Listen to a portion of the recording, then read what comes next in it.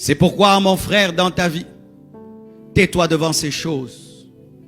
Lorsque tu vas vers un chantier et qu'il est inachevé, ne juge pas, ne parle pas. Tu ne sais pas ce qu'il sera. Tu ne connais pas le plan de l'architecte. Et tu peux voir qu'il n'y a qu'un trou. Mais ce n'est pas un trou. C'est un immeuble de 10 étages. Et des fois, les gens que nous rencontrons sont comme des chantiers. Il n'y a qu'un trou. Et tu le regardes, tu le méprises. Alors que dans 10 ans, 20 ans, ce sera un gratte-ciel. Taisez-vous devant la destinée des hommes. Ne parlez pas beaucoup devant la destinée des hommes. Nous que vous voyez là, beaucoup de gens nous ont méprisés. Beaucoup de gens nous ont méprisés, mes frères. Mais aujourd'hui, nous sommes une surprise pour eux. Tais-toi devant une chenille qui est dans son cocon. Quand la chenille entre dans le cocon, elle est atobe. Elle reste fixe. Elle est laide. Mais donne du temps. Il y aura la métamorphose. La chenille va devenir un papillon. Et certains au milieu de vous, vous êtes dans un cocon. Rien ne marche. Tu ne bouges pas. Tu es au même endroit. Financier, spirituellement, rien ne marche. Mais demain, tu seras un beau papillon. Quand tu te tiens devant un tableau noir, garde silence. Tu ne sais pas ce qu'on va y écrire. Certaines personnes sont des tableaux noirs. Rien n'est écrit. Ce sont des personnes lambda. Des personnes qui ne marquent pas. C'est une personne, tu oublies même son nom. Mais demain, c'est l'examen de ta vie qu'on va écrire sur ce tableau. Dieu fera dans sa vie des choses où tu dois aller prier pour dire Dieu, est-ce que c'est toi ou c'est pas toi? Il y a des niveaux où Dieu commence à agir dans ta vie. Même les chrétiens commencent à prier. Est-ce que c'est Dieu ou c'est la magie? C'est un examen que Dieu donne. Cosinus, tangente. Oui, il y a des gens qui deviennent des examens dans la vie. Imagine que l'un de nos frères ici seulement, il reçoit une onction, dans tous les deux il part, il ressuscite les morts. Nous allons aller en prière pour prier Dieu, est-ce que c'est toi? Même les gens qui croient à la puissance vont aller dire Dieu, est-ce que c'est toi? Tu entends partout, il part, ressuscite. Les gens ne font que ressusciter. Il dit seulement, ah! Les gens ressuscitent. Lorsque tu vois un homme et rien n'est écrit, ce n'est pas que le maître n'a pas la craie.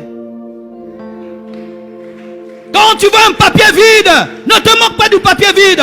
Tu ne sais pas quelle lettre on va écrire. Peut-être une recommandation présidentielle. Arrêtez de mépriser les hommes.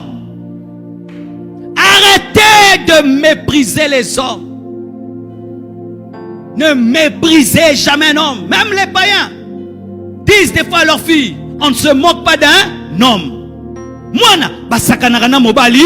Même les païens disent ça. On ne se moque pas d'un homme. Parce qu'un homme aujourd'hui, il peut marcher avec des babouches. Mais demain, il devient ministre. C'est pourquoi même sœur, quand tu dis d'un homme qui veut t'épouser, ne l'insulte pas.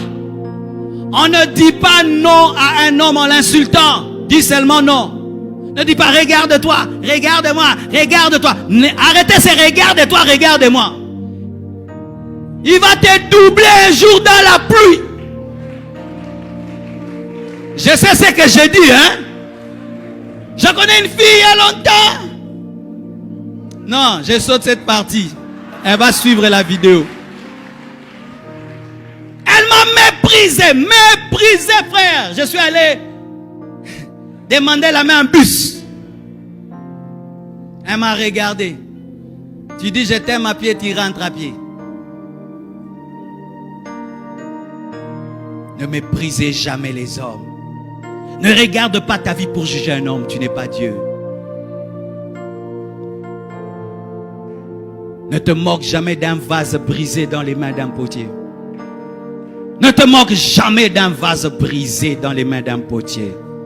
Tu ne sais pas ce qui va devenir un vase d'or. Si tu pouvais regarder Pierre en train de renier Jésus, quel futur tu allais lui donner?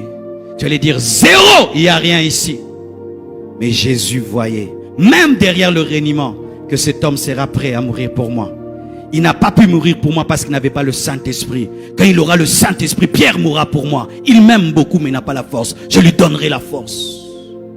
Ne te moque pas d'un homme qui est tombé dans le péché. Ne te moque pas d'un homme de Dieu qui est tombé dans le péché comme nous faisons maintenant à Kinshasa. Tu connaît pas quand est-ce qu'il va se repentir. Et c'est que Dieu va lui dire. Vous aimez les épîtres de Pierre?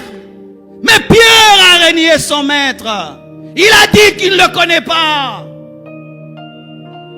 Ne te moque pas d'un frère qui traverse des moments difficiles. Tu ne connais pas son histoire avec Dieu. Ne te regarde pas pour juger un homme. Il se peut qu'il sera plus grand que toi. C'est pourquoi tant qu'un homme ne s'est pas tenu debout, ne dis pas que tu es plus grand.